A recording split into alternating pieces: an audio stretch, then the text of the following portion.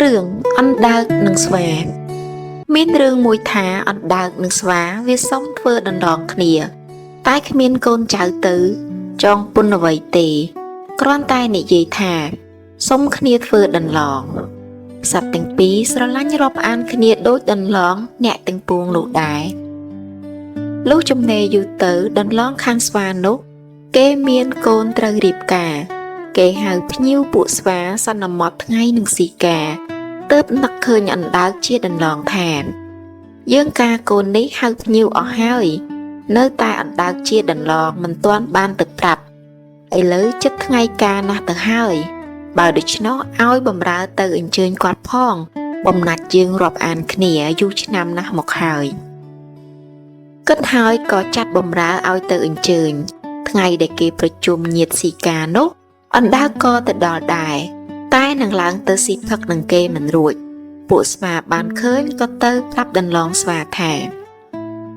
ត្បិតដណ្ឡងអណ្ដើកមកដល់ហើយនៅឯក្រោមដើមឈើ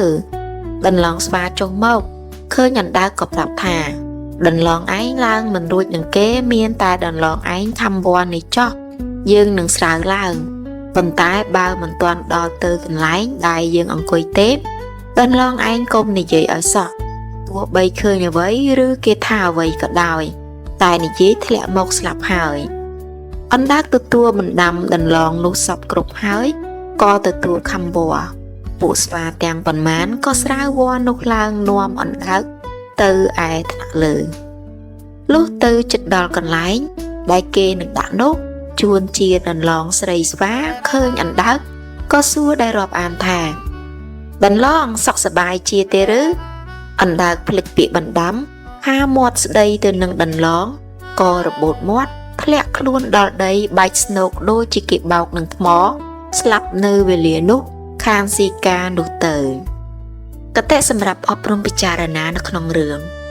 មាត់អណ្ដើក